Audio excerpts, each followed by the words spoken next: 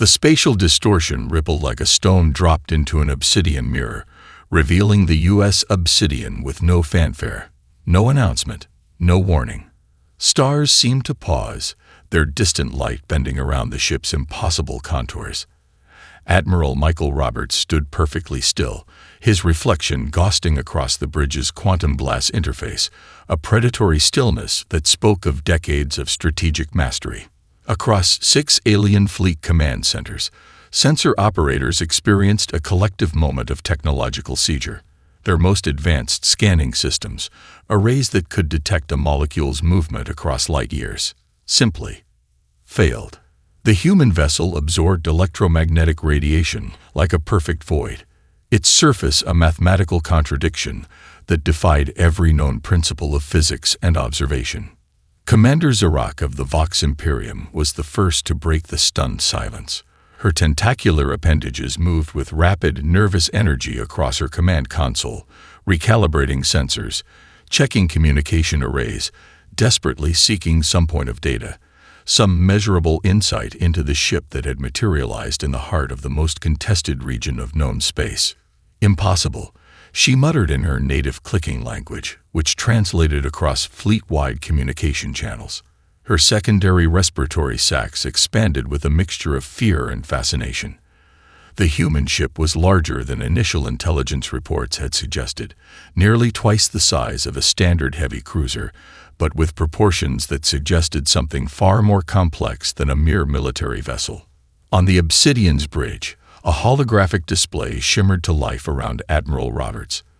Not a traditional screen, but a three-dimensional representation of the surrounding space, populated with data streams that moved like living things. Quantum-entangled information nodes pulsed with potential, each representing multiple strategic scenarios calculated and discarded in microseconds. Lieutenant Commander Rebecca Williams, the ship's tactical coordinator, broke the silence. "Sir, alien fleet communication networks are experiencing systemic disruptions. Not from any direct interference, but it's as if our presence is causing a fundamental recalibration of their systems." Roberts didn't move. His eyes, augmented with neural link technology that allowed him to process information at speeds that would drive a standard human mind to madness, tracked the subtle movements of the alien fleets. Each ship, each formation told a story, and he was reading novels where they saw only paragraphs. The Syndicate Armada, a collection of 6 different spacefaring civilizations that had been locked in a perpetual state of cold conflict, began to react. Some ships powered up weapons systems, their energy signatures flaring like desperate warning signals. Others went dark, attempting to become invisible, to avoid whatever impossible threat had just entered their battle space. "Interesting," Roberts murmured, more to himself than to his crew. "They're not unified. Even in the face of an unknown threat, their internal conflicts prevent a coordinated response." A subtle smile played across his lips. This was precisely why humanity had sent the Obsidian, not as a weapon of destruction, but as an instrument of transformation. Lieutenant Williams continued her report. "Quantum communication arrays are detecting multiple layers of encrypted communication. The alien fleets are trying to understand us, but they're using computational models that are fundamentally incompatible with our technological signature." The ship itself seemed to breathe. Nano-adaptive hull plates shifted imperceptibly, reconfiguring molecular structures to optimize energy dispersion, heat management, and defensive capabilities. To the alien sensors, it would look like nothing, which was precisely the point. In the Vox Imperium's command center, Commander Zarak felt something she had not experienced in her centuries of military service. Genuine, primal fear. This was not a ship. This was a statement, a declaration of capability so far beyond their understanding that it challenged the very foundations of their technological civilization. Admiral Roberts finally moved, a slight gesture that activated the ship's primary communication protocol. Not a weapon, not a threat, but an invitation. A complex mathematical sequence began to pulse through the surrounding space, a communication method so advanced it was less a language and more a living, breathing mathematical concept. The Obsidian had arrived, and nothing would remain the same. The hull of the U.S. Obsidian began to transform, and the alien observers found themselves witnessing something beyond mere technological advancement. It was a living system, a breathing entity of computational complexity that defied every known principle of spacecraft design. Lieutenant Commander Rebecca Williams watched the external sensors with a mixture of professional detachment and barely contained excitement. The nano-adaptive hull plates were performing their most spectacular dance yet, molecular structures realigning with a fluidity that resembled organic motion more than mechanical engineering. Quantum stability at 98.7%, she reported, her voice calm despite the extraordinary display happening around her. Adaptive metamaterials are operating at peak efficiency. Each hull plate was a marvel of human engineering. Composed of a complex lattice of quantum-locked molecules, they could instantaneously reconfigure to absorb, deflect, or redistribute energy. Where traditional spacecraft had rigid defenses, the Obsidian breathed and shifted, a technological organism that could respond to threats before they fully materialized. On the bridge, holographic displays captured the aliens' growing panic. Their most advanced scanning systems were being systematically neutralized, not through brute force, but through an elegant dance of information and molecular manipulation. The ship's exterior seemed to shimmer, existing simultaneously in multiple quantum states, a visual representation of the computational miracles happening beneath its surface. Admiral Michael Roberts studied the alien fleet's response. Each of their ships represented decades, sometimes centuries of technological development. The Vox Imperium's vessels were organic mechanical hybrids, grown more than constructed. The Clarin Confederacy's ships relied on advanced crystalline computing cores. The Nexus alignment used distributed AI systems that operated across multiple independent platforms. And yet, none of them could comprehend what they were seeing. A quantum entanglement cannon began to unfold from the Obsidian's starboard side. It was not a traditional weapon, but a complex information manipulation device. Where other civilizations saw weapons as tools of destruction, humans had reimagined them as instruments of precise communication and strategic intervention. The cannon's barrel was a marvel of fractalized geometry.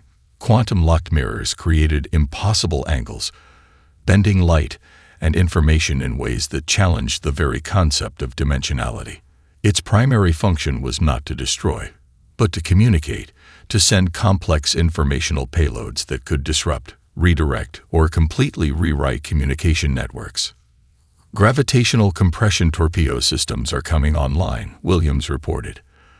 The weapon was another testament to human innovative thinking.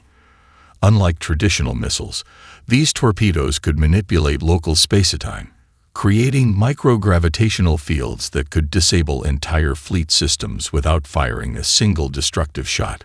Deep within the ship's computational core, advanced predictive algorithms were running millions of potential scenarios per microsecond. Each alien ship's movement, each subtle communication burst, was analyzed, understood, and cataloged. The Obsidian was not just observing, it was learning, evolving with each passing moment. Commander Zarak of the Vox Imperium watched in growing horror. Her species had believed themselves to be the pinnacle of technological evolution. They had conquered multiple star systems, developed communication networks that spanned entire galactic regions, and yet this single human vessel made their most advanced technology look like primitive children's toys. The ship's power source was perhaps its most extraordinary feature. A miniaturized quantum vacuum generator drew energy directly from the fabric of space-time itself. Where other civilizations required massive energy installations or relied on finite fuel sources, the Obsidian could potentially operate indefinitely, drawing power from the fundamental quantum fluctuations of the universe. Energy efficiency at 99.99%. A soft artificial voice announced. It was neither fully human nor fully machine, an adaptive intelligence that evolved with each interaction, learning and growing more sophisticated with each passing moment. Adaptive shield matrices began to pulse around the ship, creating complex interference patterns that would make targeting nearly impossible. These were not traditional energy shields, but intricate information barriers that could predict and neutralize potential threats before they could even be fully conceived. The alien fleet watched, their most sophisticated scanning systems gradually going dark. It was not that the Obsidian was blocking their scans, it was systematically demonstrating the fundamental limitations of their technological understanding. Michael Roberts allowed himself a slight smile. This was not about showing military superiority. This was about revealing a fundamentally different approach to technology, to communication, to existence itself. The technological symphony continued, each moment a complex melody of quantum potential, adaptive intelligence, and human innovation. Admiral Michael Roberts understood the nature of conflict at a level that transcended traditional military doctrine. Each movement of the Obsidian was a carefully orchestrated psychological operation, a chess game played across the multidimensional landscape of interstellar politics. The quantum communication arrays began to pulse, not with aggressive signals, but with complex algorithmic patterns that resembled mathematical poetry.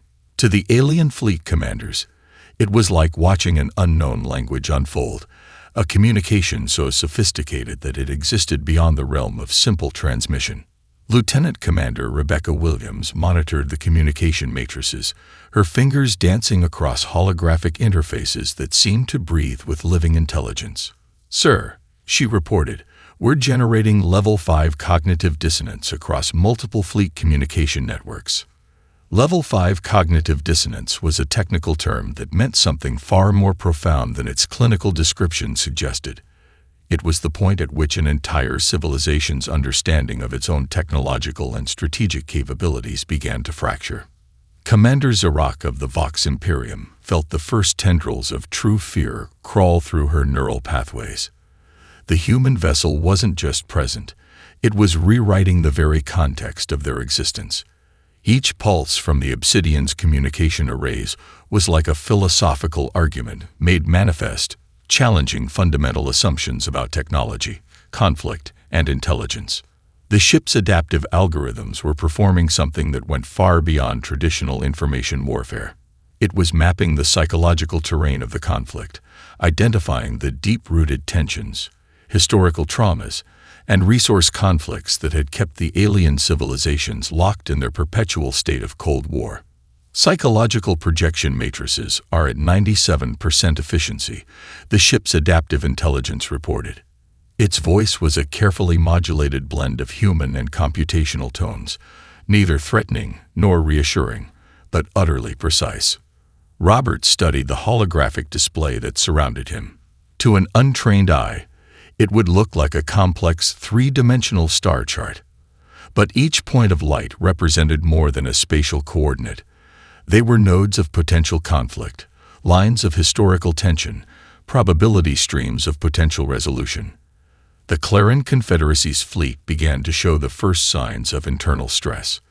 Their communication networks, usually a model of hierarchical precision, started to develop unexpected fractures. The Obsidian wasn't attacking their systems, it was revealing the inherent weaknesses that had always existed. "We're approaching the critical threshold," Williams murmured, more to herself than to anyone else. In the vast emptiness of space, the Obsidian continued its silent performance. Weapon systems remained powered down, defensive capabilities at a passive level. This was not a show of force, but a demonstration of something far more powerful, complete, calculated control. Commander Zarak watched as her most sophisticated communication encryption systems began to unravel. It wasn't that the humans were breaking through her defenses. They were demonstrating that the very concept of a defense was fundamentally flawed. The quantum communication arrays continued their complex dance. Each pulse was a multi-layered message, part mathematical theorem, part diplomatic overture, and part existential challenge. Psychological intervention protocol is now active, the ship's adaptive intelligence announced. What followed was not an attack, but a deconstruction. The Obsidian began to illuminate the hidden connections between the warring civilizations. Ancient conflicts, resource disputes, cultural misunderstandings, all were laid bare with surgical precision. It was like watching a complex tapestry being unraveled, with each thread revealing a deeper, more nuanced understanding of the conflict. Roberts watched the holographic display, his augmented neural interfaces processing information at speeds that would drive a standard human mind to exhaustion. He wasn't just observing the conflict, he was understanding its fundamental essence. The Nexus Alignment's fleet began to show the first signs of genuine confusion. Their computational systems, designed for absolute logical processing, were encountering something they could not categorize. The Obsidian's communication was neither threat nor negotiation. It was a complete reimagining of conflict resolution. "We are approaching the point of systemic disruption," Williams reported, her voice steady. Space itself seemed to hold its breath. The Obsidian continued its silent intervention, a beacon of technological and psychological complexity that challenged everything the alien civilizations understood about communication, conflict, and intelligence. This was humanity's true strength, not in destruction, but in understanding. Not in conquest, but in transformation. The first cracks appeared in the most unexpected places. Communication networks that had been rock-solid for generations began to develop microscopic fissures, invisible at first, but rapidly spreading like a virus of doubt. Admiral Michael Roberts watched the holographic display with calculated patience. Each fluctuation, each tiny disruption was a carefully orchestrated note in a complex symphony of psychological warfare. The Obsidian wasn't destroying communication networks, it was revealing their fundamental weaknesses. Commander Zarak of the Vox Imperium felt the first true tremors of panic. Her most secure encrypted channels were becoming transparent, not through brute force hacking, but through a method that seemed to understand the very essence of their communication protocols. Systemic integrity is compromising, her primary communication officer reported, mandibles clicking with nervous energy. Our encryption layers are dissolving.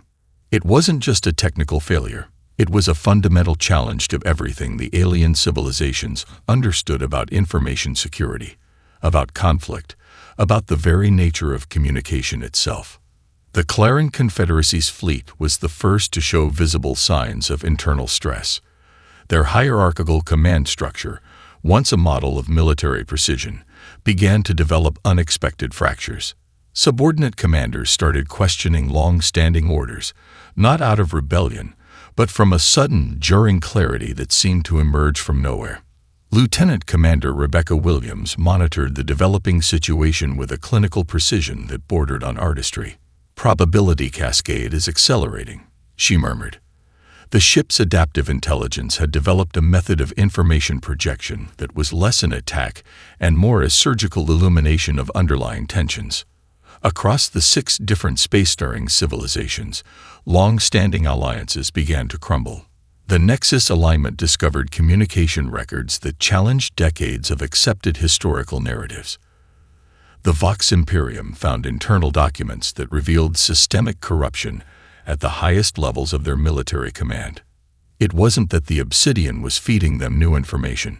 It was presenting existing information in a way that made its true implications impossible to ignore. Psychological intervention protocols are operating at maximum efficiency, the ship's adaptive intelligence reported. Its voice was a carefully modulated blend of computational precision and almost imperceptible human warmth. Roberts studied the holographic display. To an untrained eye, it would look like a complex 3-dimensional star chart. But each point of light represented more than a spatial coordinate. They were nodes of potential conflict, lines of historical tension, probability streams of potential resolution.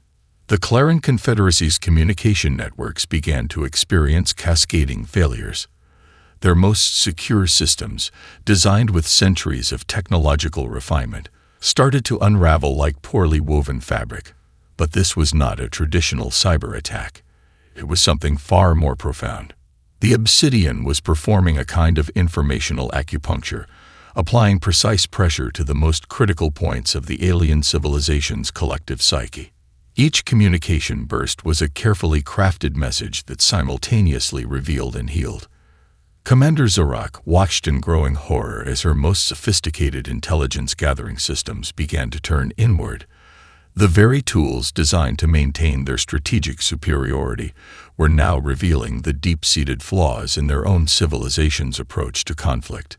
"We're detecting multiple simultaneous communication paradigm shifts," Williams reported. Her fingers danced across holographic interfaces that seemed to breathe with living intelligence. "The alien fleets are experiencing comprehensive systemic revaluation." It was a masterclass in nonviolent intervention. The Obsidian wasn't conquering, it was transforming. Where traditional military doctrine saw conflict as a zero-sum game, the humans had developed something entirely different.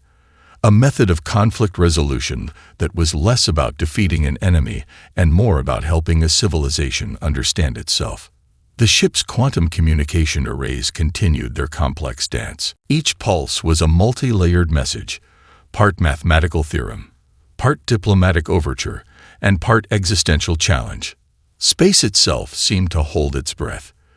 The Obsidian continued its silent intervention, a beacon of technological and psychological complexity that challenged everything the alien civilizations understood about communication, conflict, and intelligence. This was humanity's true strength, not in destruction, but in understanding. Not in conquest, but in transformation.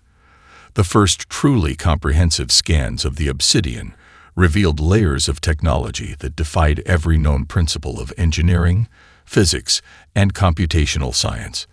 Dr. Elena Rodriguez, the ship's chief science officer, stood at the holographic interface, her augmented eyes processing data at speeds that would drive a standard human mind to exhaustion.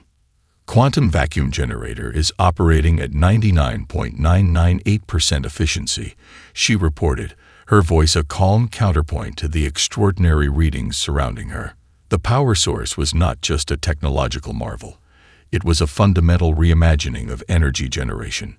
Where other civilizations required massive fusion reactors or relied on exotic matter harvesting, the Obsidian drew energy directly from the quantum fluctuations of space-time itself. It was like watching a ship breathe the very fabric of the universe, converting the most fundamental potential of existence into usable power. The computational core was equally mind-bending. Hybrid systems that blurred the line between organic intelligence and pure mathematical calculation pulsed at the heart of the vessel. Quantum neural networks intertwined with advanced biocomputational matrices, creating a processing system that was less a machine and more a living, thinking ecosystem. Admiral Michael Roberts watched the alien fleet's sensor arrays futilely attempting to comprehend what they were seeing. Their most advanced scanning systems were experiencing what could only be described as a collective nervous breakdown. The Obsidian didn't just resist analysis, it actively deconstrued the very concept of technological observation. Adaptive metamaterial systems are at peak functionality, the ship's integrated intelligence reported. Each hull plate was a miracle of engineering, molecular structures that could instantaneously reconfigure, absorbing, redirecting, or completely neutralizing incoming energy signatures. Commander Zorak of the Vox Imperium felt something approaching existential terror. The human vessel represented a technological leap so profound that it challenged the fundamental understanding of technological development. This was not just an advanced ship, it was a living proof of a completely different approach to technological evolution. The ship's learning systems were perhaps its most terrifying feature. Where other civilizations developed fixed technological platforms, the Obsidian was in a constant state of adaptive becoming. Each microsecond saw millions of potential configurations analyzed, evaluated, and integrated into its core systems. Lieutenant Commander Rebecca Williams monitored the adaptive learning matrices. "Computational integration is approaching critical threshold," she murmured. The ship was not just processing information. It was understanding it, transforming it, becoming something new with each passing moment. Detailed scans revealed computational pathways that seemed to defy linear logic. The ship's systems could simultaneously explore multiple potential outcomes, creating a decision-making process that was less a calculation and more a form of technological intuition. The Terran Confederacy's most advanced research teams had spent centuries developing quantum computing systems that could handle complex multidimensional calculations. The Obsidian rendered their most sophisticated technologies look like primitive abacuses. Quantum entanglement communication arrays are stabilizing, the ship's intelligence reported. These were not traditional communication systems, but living networks that could transmit information across impossible distances, creating connections that transcended traditional understanding of space and time. Dr. Rodriguez continued her analysis. The ship's adaptive systems were creating something beyond a mere technological platform. It was a living, evolving entity that could learn, adapt, and transform with each interaction.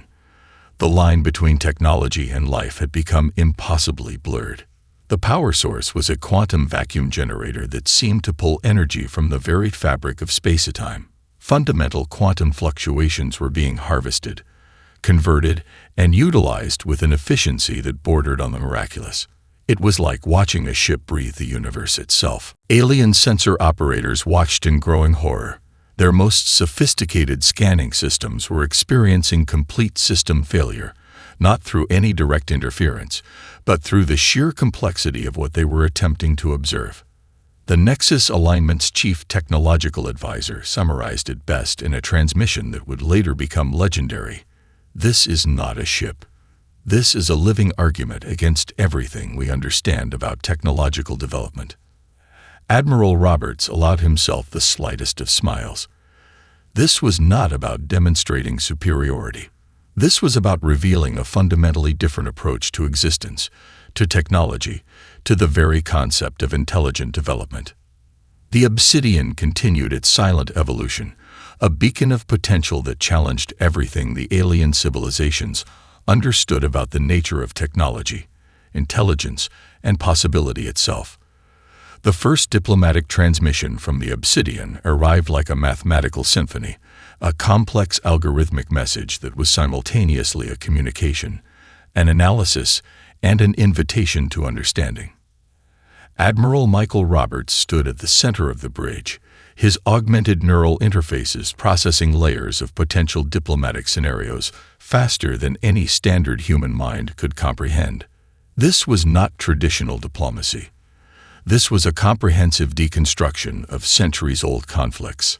Lieutenant Commander Rebecca Williams monitored the communication matrices, her fingers dancing across holographic interfaces that seemed to breathe with living intelligence.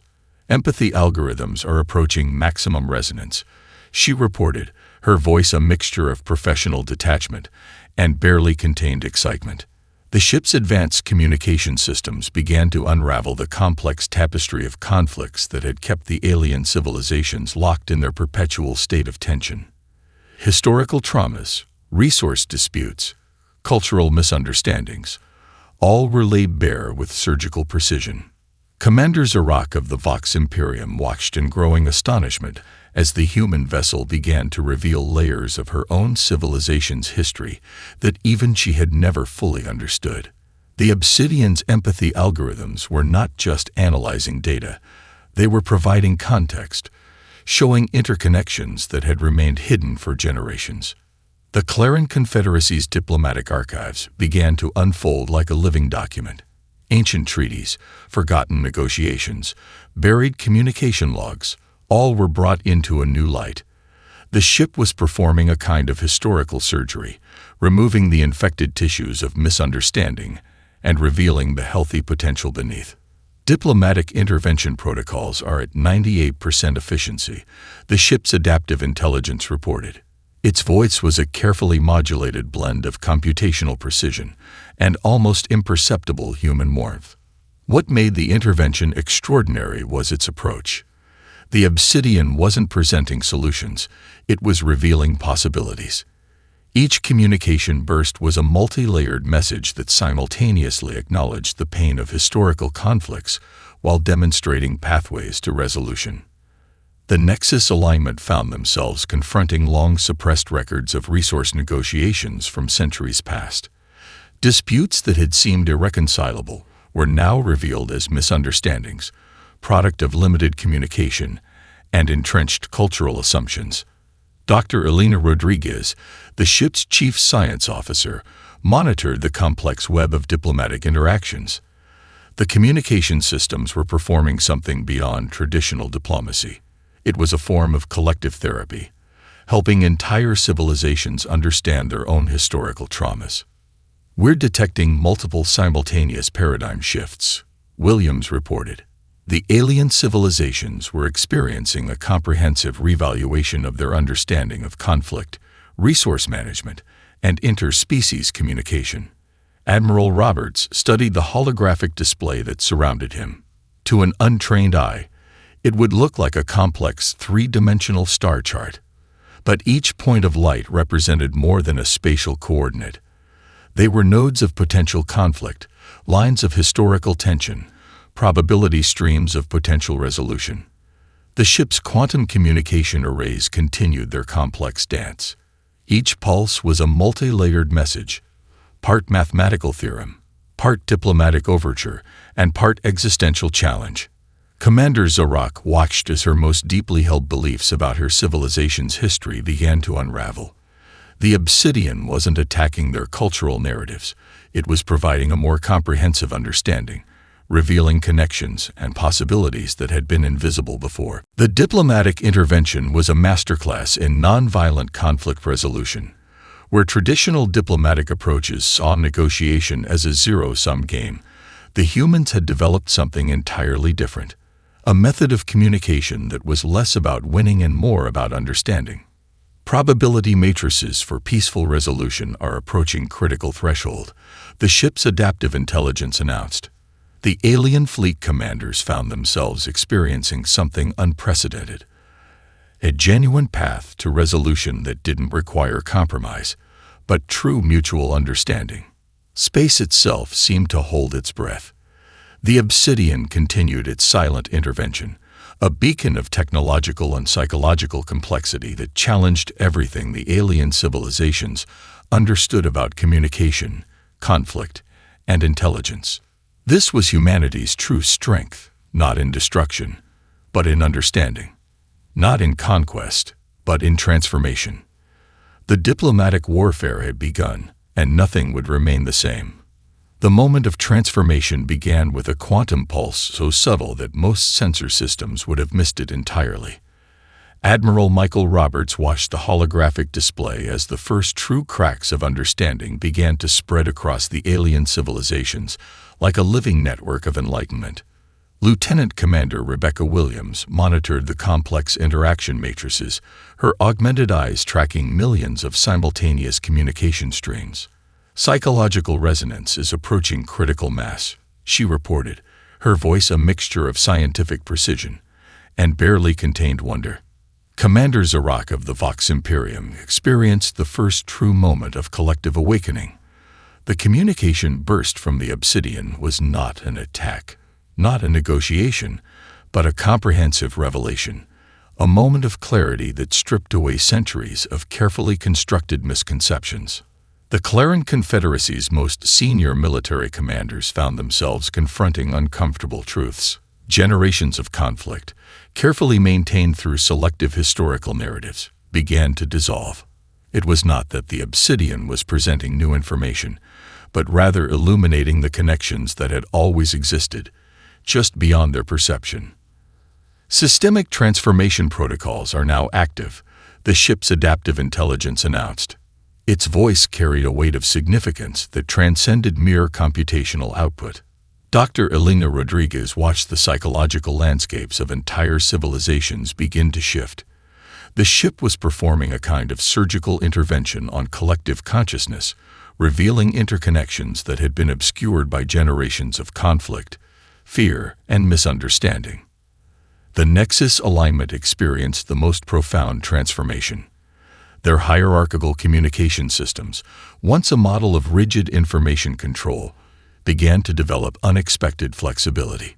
Subordinate commanders started asking questions that would have been unthinkable mere hours before. The very structure of their civilization was becoming more permeable, more adaptive. Space itself seemed to hold its breath. The Obsidian continued its silent intervention, a beacon of potential that challenged everything the alien civilizations understood about communication, conflict, and collective intelligence. Admiral Roberts understood something fundamental that the alien civilizations had missed. Conflict was not a problem to be solved, but a system to be understood. Each communication burst was a carefully crafted invitation to a more comprehensive understanding of their own existence. Probability matrices for peaceful resolution are exceeding all projected parameters, Williams reported. The ship's computational systems were doing something beyond simple conflict resolution. They were revealing the fundamental interconnectedness of entire civilizations. Commander Zarak watched as her most deeply held beliefs began to unravel. The communication from the Obsidian was not an attack, not a negotiation, but a comprehensive revelation. It was as if someone had suddenly turned on a light in a room that had been dark for generations. The Terran Confederacy's communication networks began to experience a fundamental restructuring. Barriers that had existed for centuries, linguistic, cultural, technological, began to dissolve, not through force, but through understanding. Dr. Rodriguez monitored the psychological transformation with scientific precision.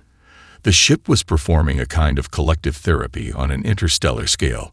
Historical traumas, deeply ingrained conflicts, generations of misunderstanding, all were being carefully unpacked, examined, and ultimately transformed. "We're detecting multiple simultaneous paradigm shifts," Williams reported. The alien civilizations were experiencing a comprehensive revaluation of their understanding of conflict, communication, and collective potential. The quantum communication arrays continued their complex dance. Each pulse was a multi-layered message, part mathematical theorem, part diplomatic overture, and part existential challenge. The Nexus Alignment's senior leadership found themselves experiencing something unprecedented.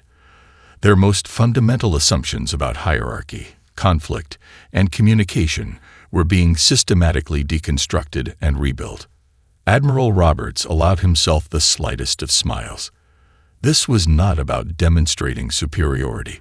This was about revealing a fundamentally different approach to existence, to communication, to the very concept of collective intelligence. Space itself seemed to vibrate with potential.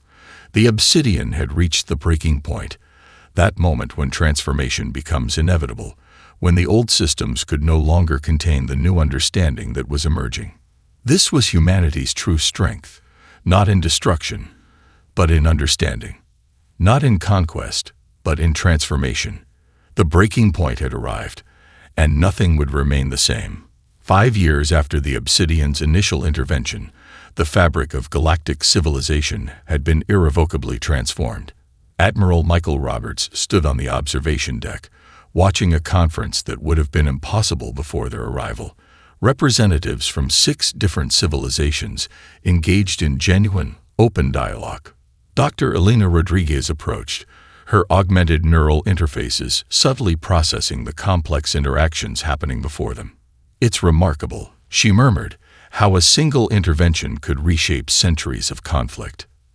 The transformation was not what anyone had expected. Humanity had not conquered or dominated. They had simply provided a different way of seeing, a lens that allowed disparate civilizations to understand their own interconnectedness.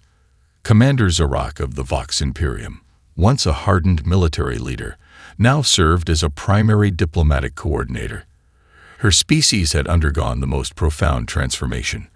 Where once they saw conflict as a zero-sum game, they now understood communication as a collaborative process of mutual understanding. Lieutenant Commander Rebecca Williams monitored the ongoing diplomatic session, her fingers dancing across holographic interfaces that seemed to breathe with living intelligence. Probability matrices for continued peaceful cooperation are exceeding all initial projections, she reported. The Terran Confederacy had dismantled its most rigid military hierarchies. Their communication systems, once a model of strict control, now operated as open networks of shared information and collaborative problem-solving. Resources that had once been hoarded were now being shared across multiple civilizations. The Nexus alignment had undergone perhaps the most dramatic transformation. Their entire societal structure had been reimagined, moving from a hierarchical system to a more fluid, adaptive model of governance. The rigid boundaries between different sectors of their society had dissolved, replaced by a more interconnected approach to collective decision-making. Admiral Roberts understood the true nature of their intervention. It was never about military superiority or technological dominance. It was about revealing potential, showing these civilizations a different way of existing, of understanding themselves and each other. The primary intervention protocols have exceeded all expected outcomes, the Obsidian's adaptive intelligence reported. Its voice carried a subtle undertone of what could only be described as satisfaction. The conference before them was solving problems that had seemed insurmountable mere years ago. The Vox Imperium was collaborating with the Clarin Confederacy on a massive ecological restoration project. The Nexus alignment was sharing technological innovations that would have been unthinkable under their previous isolationist policies. Dr. Rodriguez continued her analysis. It wasn't about providing solutions, she explained to a young diplomatic intern. It was about showing them how to see the connections they'd always missed. Our greatest strength was never our technology or our weapons. It was our ability to understand complexity. The quantum communication networks that the Obsidian had introduced had become a fundamental part of galactic infrastructure.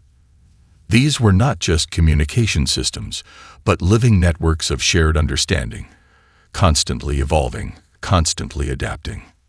Commander Zorak approached Admiral Roberts, a gesture that would have been unimaginable 5 years earlier.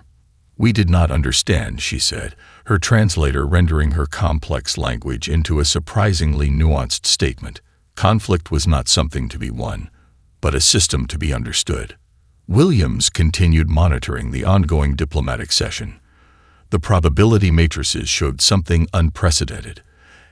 A genuine path to collective problem-solving that transcended individual civilizational interests. The Obsidian had become more than a ship. It was a symbol of a fundamentally different approach to existence, a beacon of potential that challenged everything these civilizations understood about communication, conflict, and collective intelligence. Admiral Roberts reflected on the journey. Humanity had not conquered the galaxy. They had simply shown a different way of seeing, a lens that allowed disparate civilizations to understand their own interconnectedness. Space itself seemed to vibrate with potential. The old paradigms had been shattered, replaced by something more fluid, more adaptive, more alive. This was humanity's true strength, not in destruction, but in understanding. Not in conquest, but in transformation. The new paradigm had arrived, and nothing would ever be the same again.